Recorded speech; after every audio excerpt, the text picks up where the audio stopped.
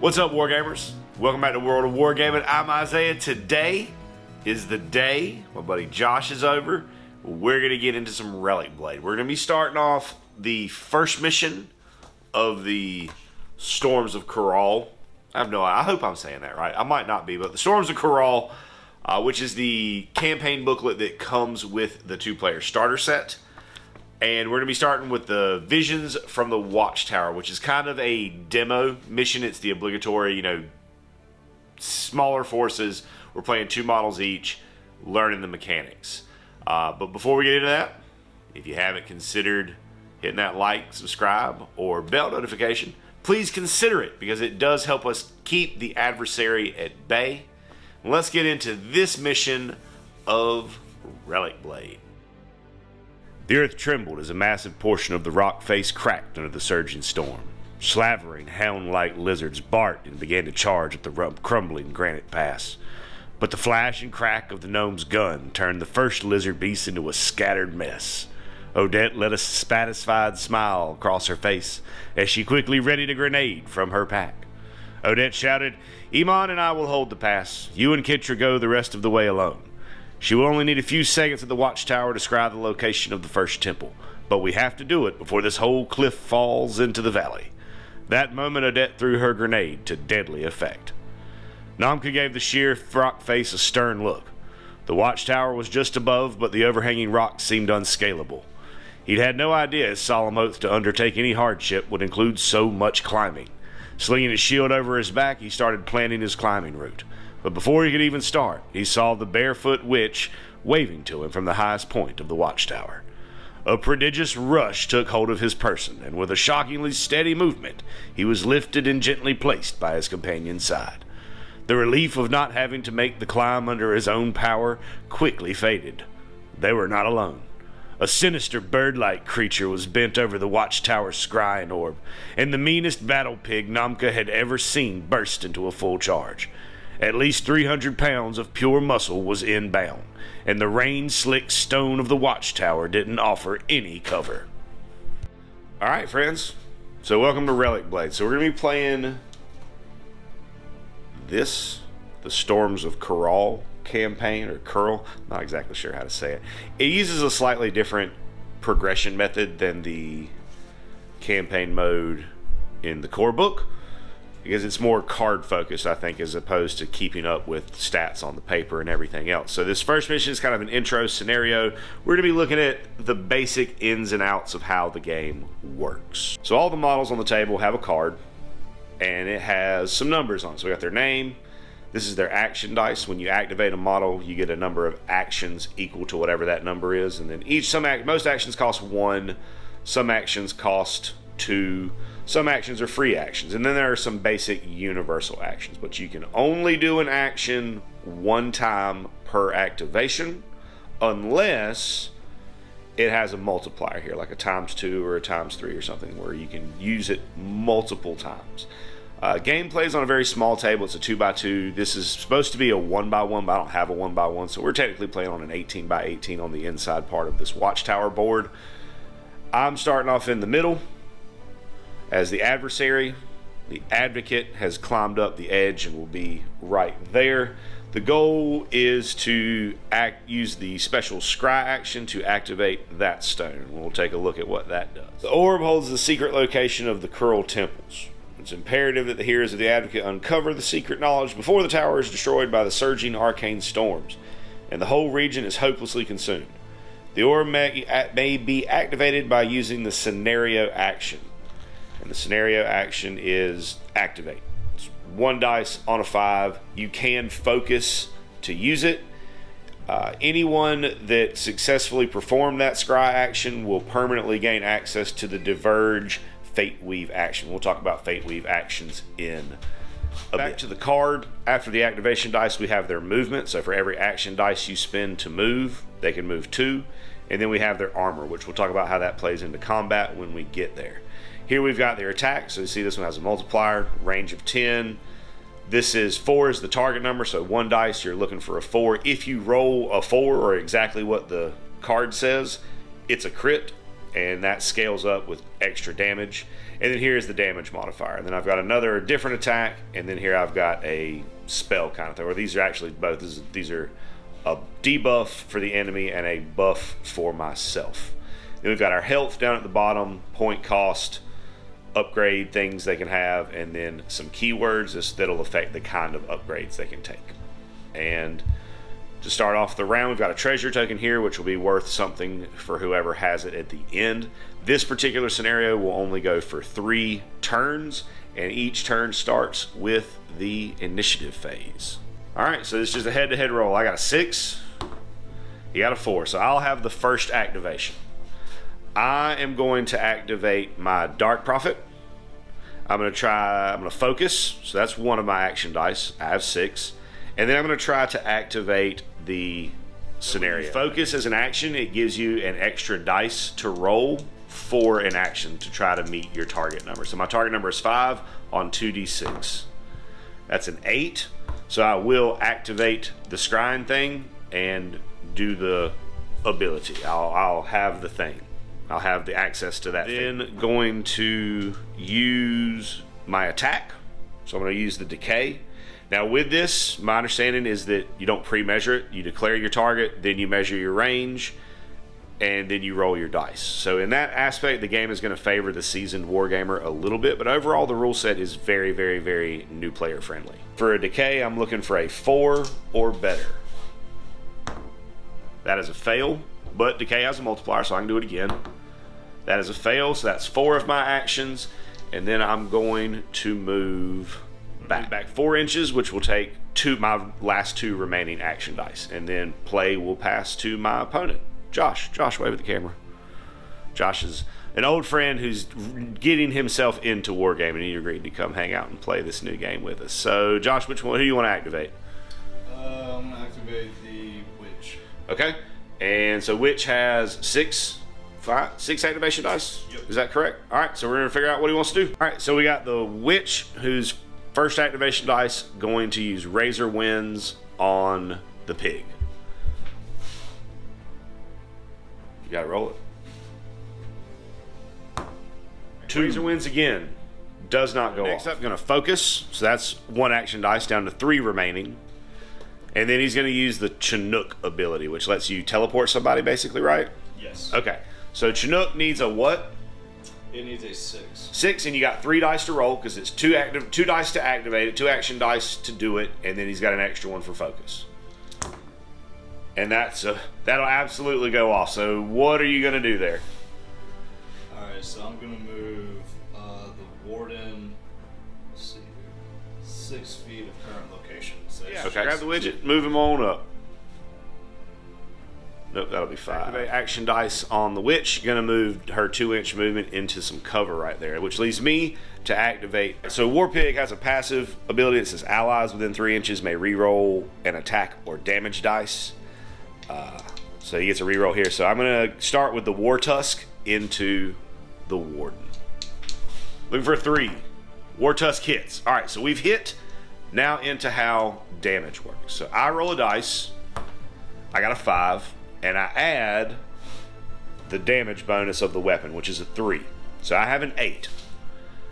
My friend Josh will then roll his defense. So he got a 6 plus an armor of 2, which is an 8, which will negate the damage. Anything that was left over once you take the defense roll away from the attack roll is the amount of damage they suffer. I have 2 activations left, so we're going to go with an Onslaught. Looking for a 4. That's a fail. I can re-roll an attack dice. Fail. And then I got 1 more swing. Fail. Mr. Pig is done. Okay. So warden is going to do. He's got Sacred Blade. He can do twice. He's got 4 action attacks. So I'm gonna do. All right. So we got a Sacred Blade coming in. Misses. That's a 1. Second one. That's a 2. Misses. Neither of us can hit, apparently. Everybody has access to like an improvised attack, which is an extra attack. It has no damage modifier, and it is difficulty 4. So he rolled a 4. He rolled exactly what was needed, so that's a crit. So it will have a damage modifier of +2 because it's a crit. So a damage dice gets a 7 against my pig. That's wrong. I can't see those.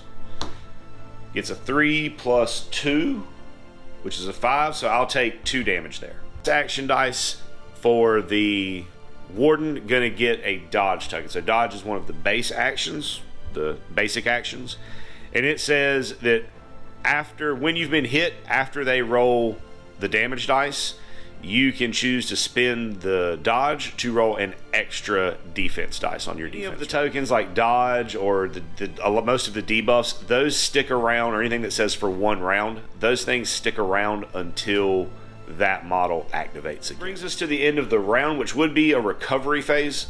Right now, no one is down, but if a model was disabled, if they had lost all their health, but weren't removed from play yet, on a 6 up, you would roll a dice for each one who was disabled. Roll on a 6, they would stand back up with 1 health. Nobody's down right now, so we just go right on into the initiative phase of turn 2. I got a 3. You got a 1. Okay, so I'll activate first. I'm gonna activate Hambone. War Tusk you. Misses.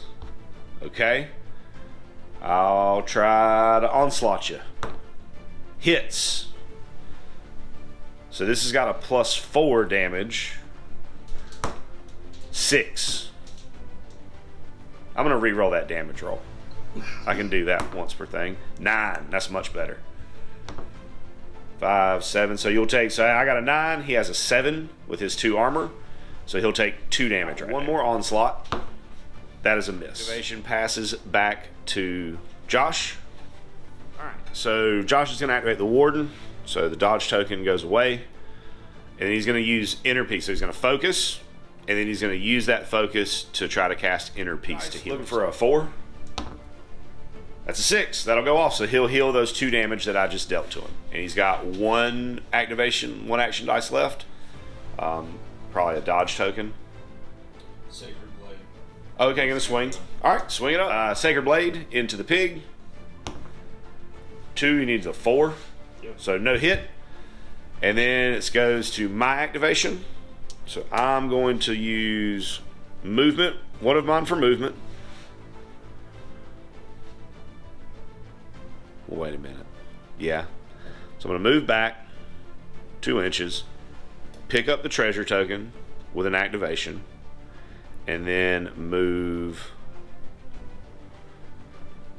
this way, I think. 2 more of my action dice to move over here behind this cover, leaving me with 2 action dice remaining. I'm going to try to cast Decay on the Warden. So I'm looking for a 4 here. That is a miss. I've got 1 action left. I can do it one more time. That is a miss. All right, so Witch using 4 of her 6 action dice on movement to get up to the Scrying Stone. And then, what next? Activate the Scrying Stone. Okay. So looking for a 5. Got it. So, gonna cast Razor Winds at the pig. Get that out of there. 6 goes off. Roll your damage.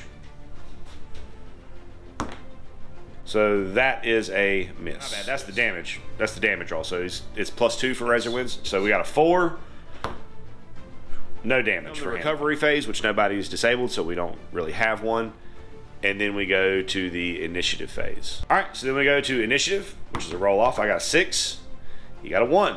So I will activate Hambone. And Hambone's gonna swing at the Warden. Looking for a 3 with the War Tusk. Hits. Plus 3 on the damage. So 5. I will. Next, I'm going to try to onslaught. Misses. I'm going to use my reroll right there.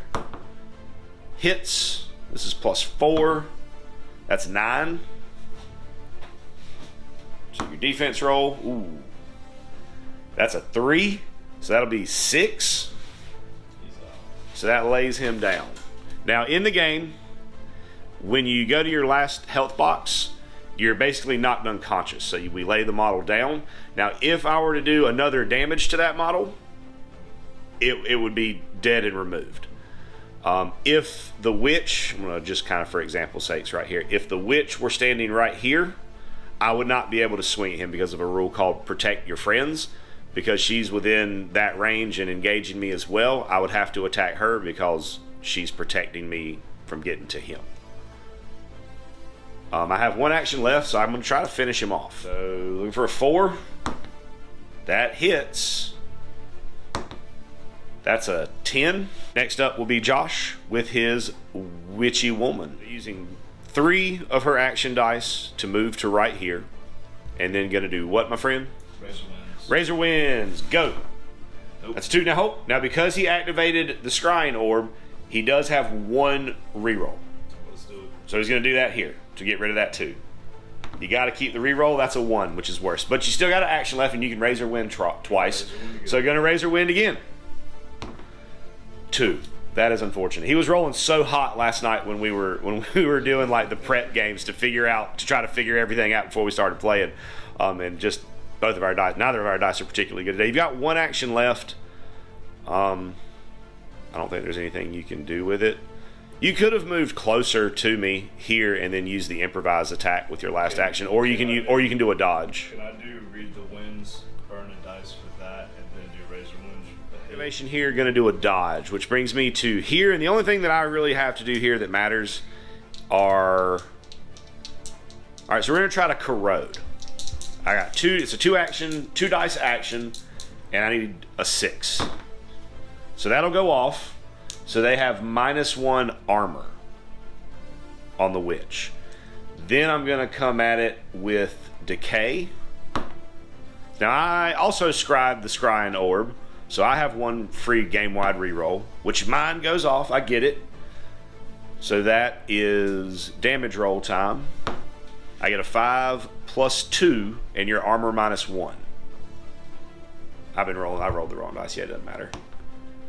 So that's 5. No, you're just armor 1 on her? Yeah. Okay, so that's 5, 6, that'll be 2 damage to her. And then I've got 1 more decay, which hits. And gets an 8. You get a 4, so that'd be 4 damage, which will disable her. Which would disable her, and that would be... Oh, no, hold on now.